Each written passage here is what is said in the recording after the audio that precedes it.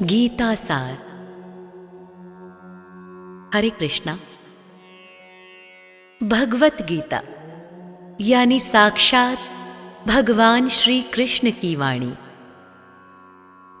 यह भगवान श्री कृष्ण और अर्जुन के बीच में हुआ दैवी संवाद है।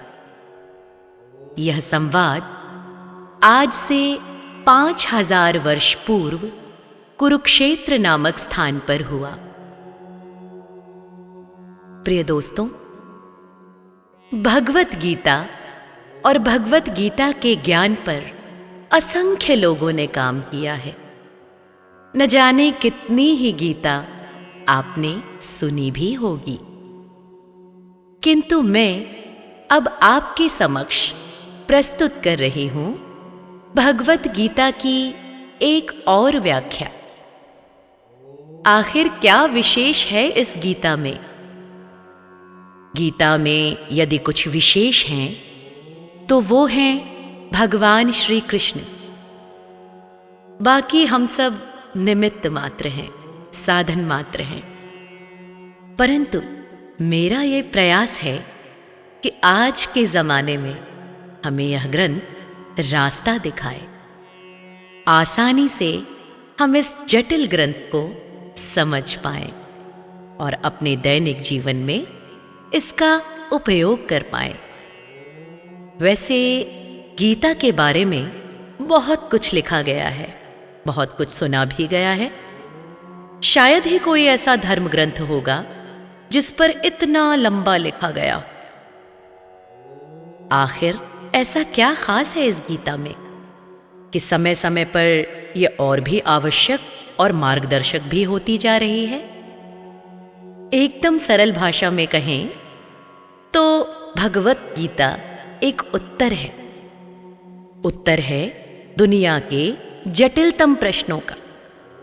जीवन से जुड़ा ऐसा कोई प्रश्न नहीं है जिसका कि उत्तर श्री कृष्ण ने गीता में नहीं दिया। हमारे मन मस्तिष्क में कोई भी शंका, परेशानी, चिंता, दुविधा या किसी भी तरह का आवेग क्यों ना हो, दुनिया के हर प्रश्न का उत्तर है भगवत गीता। कठिन से कठिन प्रश्न जैसे हम कौन हैं, भगवान कौन है, हमें कष्ट क्यों होते हैं, क्या पुनर्जन्म होता है, क्या अन्य ग्रहों पर जीवन है, हम किस प्रकार इस जन्म और अगले जन्म में सुखी रह सकते हैं, हम कैसे भगवत धाम को जा सकते हैं, और न जाने कौन कौन से प्रश्नों का सटीक उत्तर देती है यह भगवत गीता। भगवत गीता में कुल 18 अध्याय हैं और हर अध्याय में वेदों और उपनिषदों का सार है।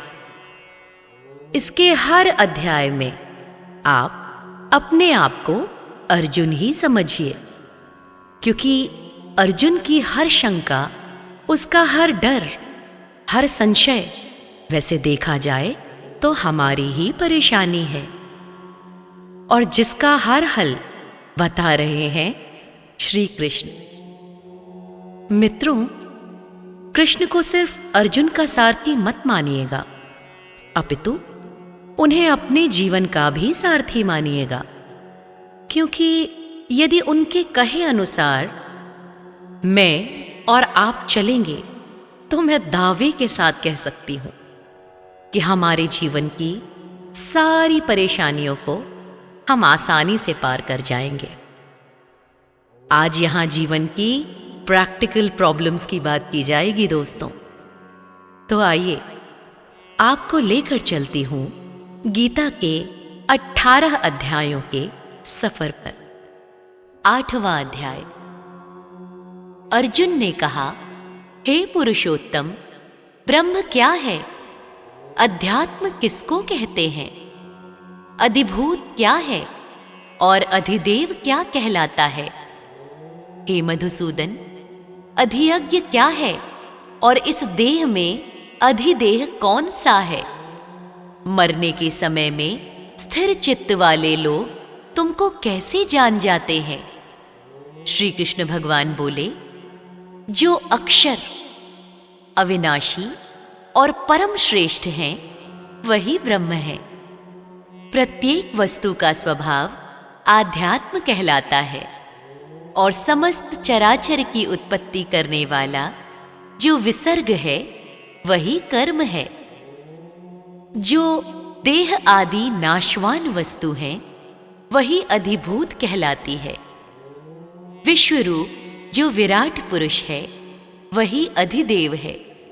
और हे पुरुषों में श्रेष्ठ, इस देह में मैं ही अधियज्ञ हूं। अंतकाल में जो मेरा ध्यान करता हुआ शरीर का त्याग करता है, वह निस्संदेह मेरे शरीर को पाता है। हे कुंती पुत्र, अंत समय में मनुष्य जिस वस्तु का स्मरण करता हुआ शरीर त्यागता है, वह उसी को पाता है। इस कारण तुम सदैव मुझ में ही मन को लगाकर मेरा ही स्मरण करते हुए संग्राम करो। तुम निस्संदेह मुझको आ मिलोगे। हे पार्थ, अभ्यास रूप योग से युक्त हो, दूसरी ओर न जाने वाले मन से सदा चिंतन करता हुआ पुरुष परम और दिव्य पद को ही प्राप्त होता है। अतएव जो अंत समय में मन को एकाग्र कर भक्ति पूर्वक योगाभ्यास के बल से दोनों भावों के मध्य भाग में प्राण को चढ़ाकर सर्वज्ञ अनादि संपूर्ण जगत के नियंता, सूक्ष्म से भी सूक्ष्मतर, सबके पोषक, अचिंत्य स्वरूप सूर्य के समान प्रकाशवान, तमोगुण से रहित परम पुरुष का ध्यान करता है, वह उसको मिलता है।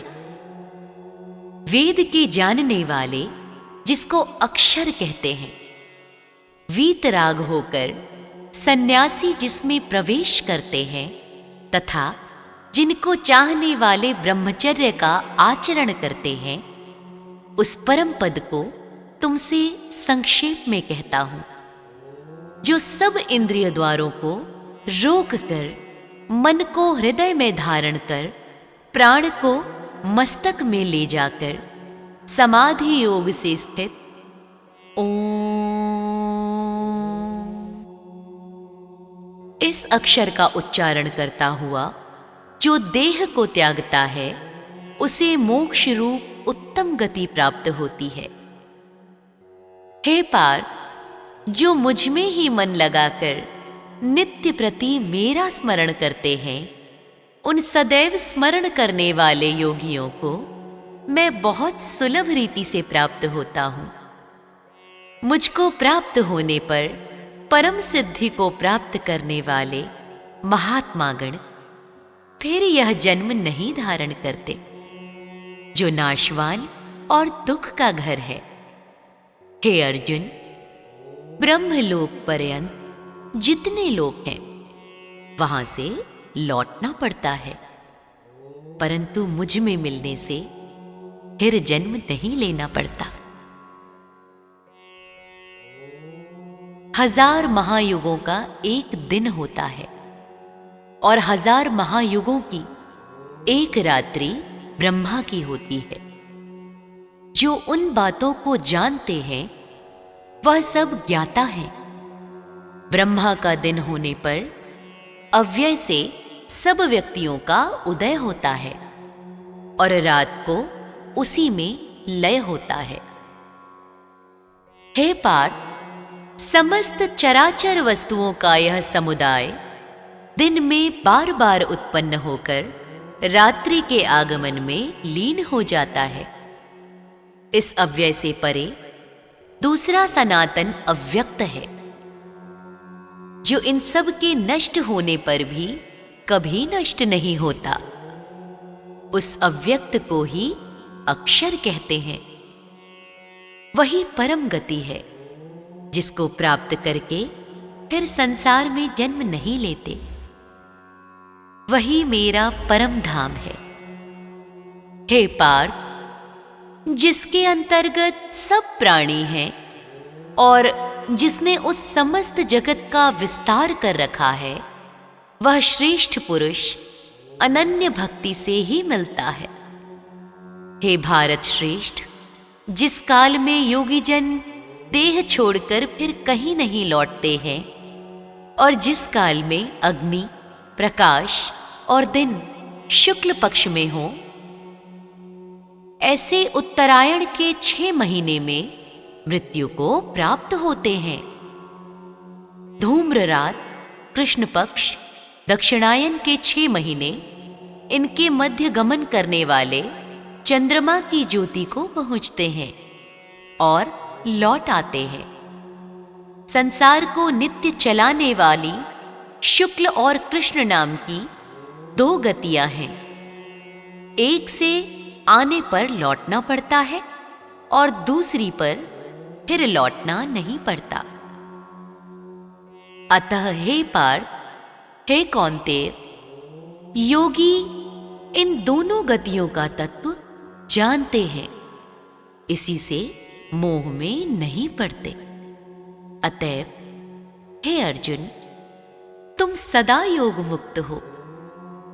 वेद, यज्ञ, तप और दान से जो जो पुण्य फल बतलाए गए हैं, योगी उन सब में अधिक ऐश्वर्य प्राप्त हैं और सर्वोत्तमादि स्थान पाते हैं। इति श्रीमद्भगवत गीता 8मो अध्याय संपूर्णम। तो प्रेम से बोलिए भगवान श्री कृष्ण की जय हो।